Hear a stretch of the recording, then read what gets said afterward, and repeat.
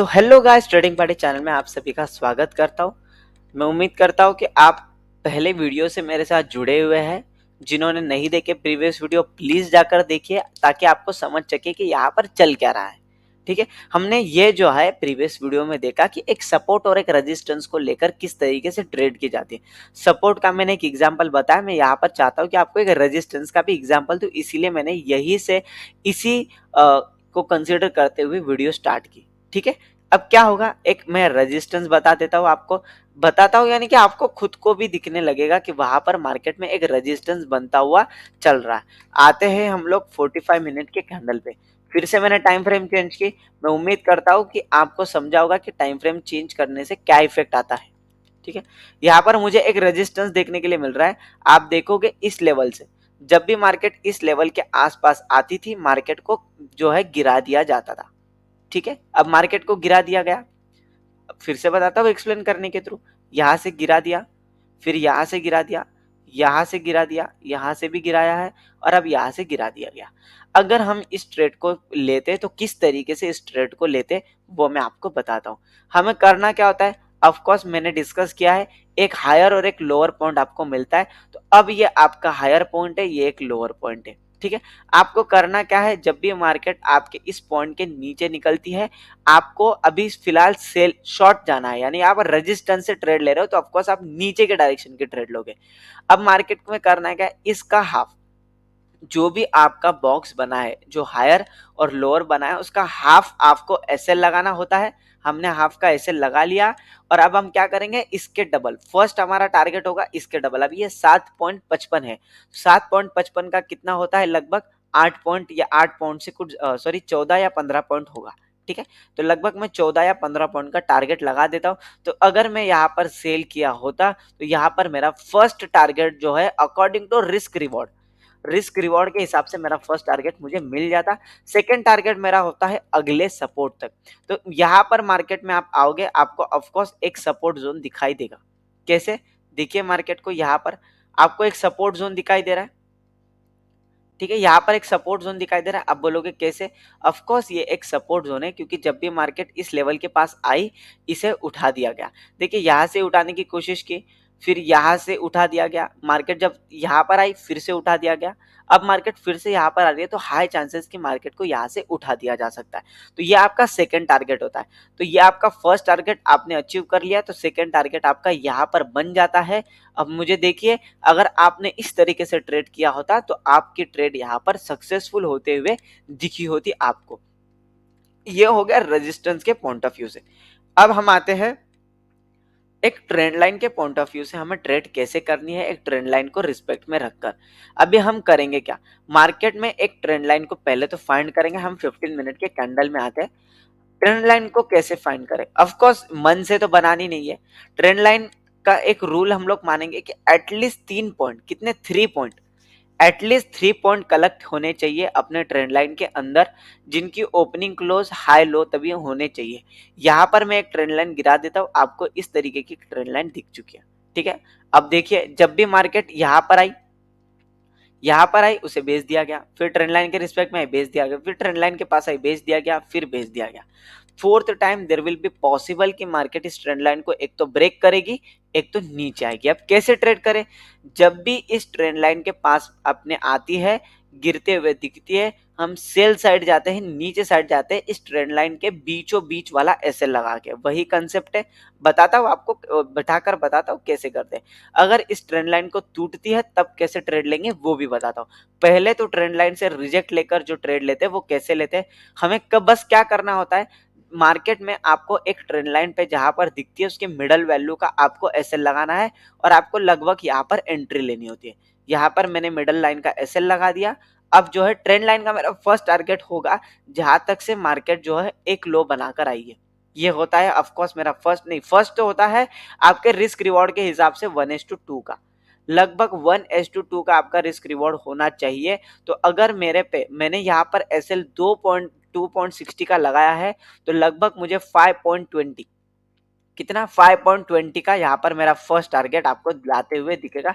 Second target मेरा ये होगा कि जब भी मार्केट जो फर्स्ट लो लगा कर आई है वो मेरा सेकंड टारगेट होगा।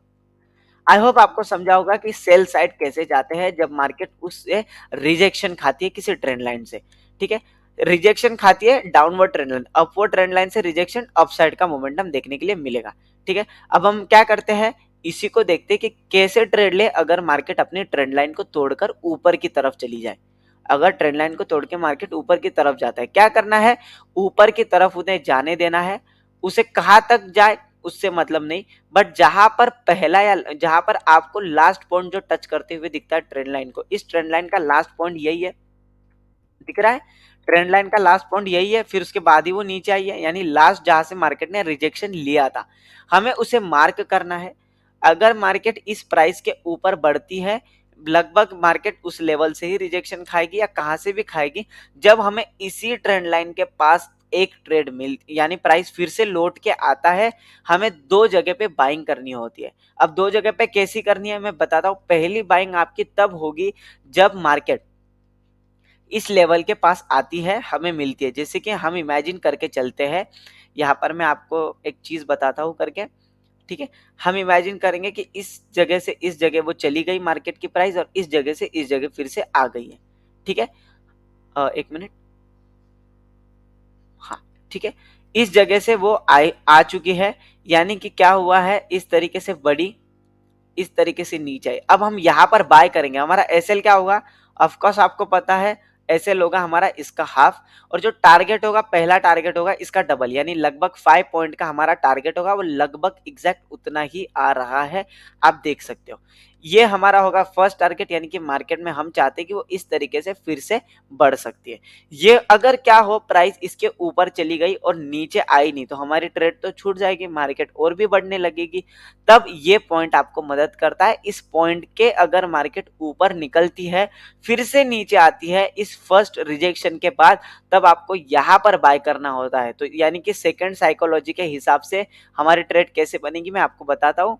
यहाँ पर होगी हमारी एंट्री इस लेवल पे, इस लेवल पे हमारी एंट्री होगी, ट्रेंड लाइन तक का हमारा एसएल होगा, और पहला टारगेट हमारा इसका डबल होगा, यानी डबल लगभग इतना मान के चलता हूं, ये होगा हमारा पहला टारगेट। और हमारा सेकंड टारगेट होगा जहां पर मार्केट ने सेकंड पॉइंट वहां पर टच किया है ट्रेंड लाइन को। ठीक है, इस तरीके से ये मेरा सेकंड टारगेट होगा, और उस तरीके से मेरा ये फर्स्ट टारगेट होगा।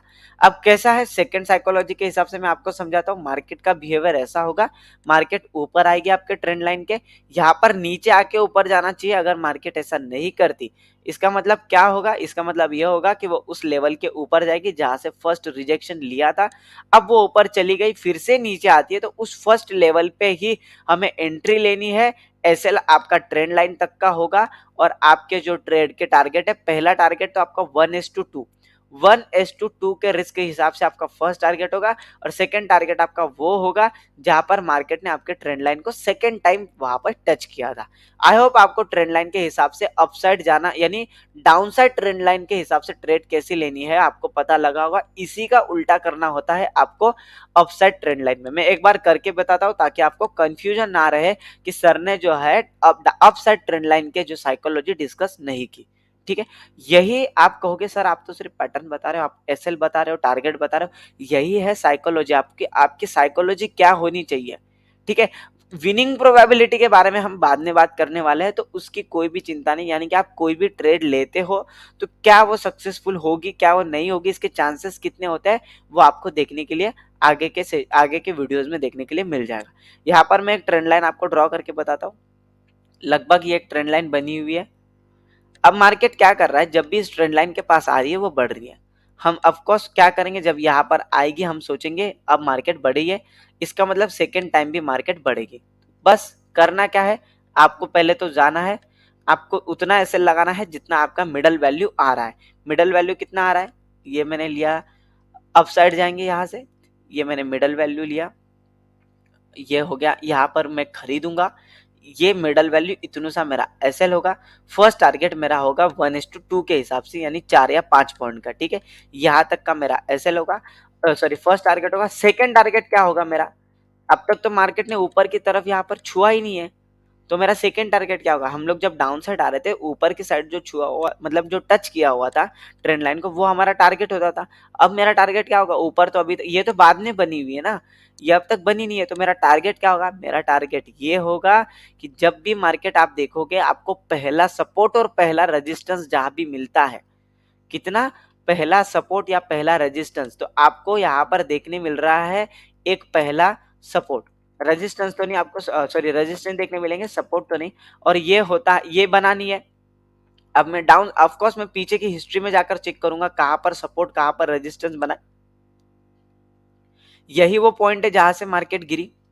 ऑफ कोर्स यहाँ पर आई, यहाँ से गिर गई, ये मेरे लिए एक एज अ रेजिस्टेंस काम किया, मैंने यहाँ तक के टारगेट लगा दिए, इसी रेजिस्टेंस तक के टारगेट लगाएंगे हम लोग, और कहाँ तक जाने वाले हैं, यानी कि जब आप अपसाइड ट्रेंड लाइन के टारगेट लगाओगे तो आपको कहाँ तक का लगाना है, नियरेस्ट रेजिस्टेंस। ठीक है, मैंने क्या कर लिया, ये मतलब फाइनल टारगेट की बात कर रहा हूँ। अब मैं उस ट्रेंड लाइन तक के उस तक जाऊंगा, ये होगा मेरा फाइनल टारगेट। इतनू सा एसएल मैंने यहाँ पर खरीदा, और नेक्स्ट डे आप देख सकते हो मार्केट ने किस तरीके से उस पैटर्न को सक्सेसफुल किया और आपको ज्यादा ही प्रॉफिटेबल बना दिया।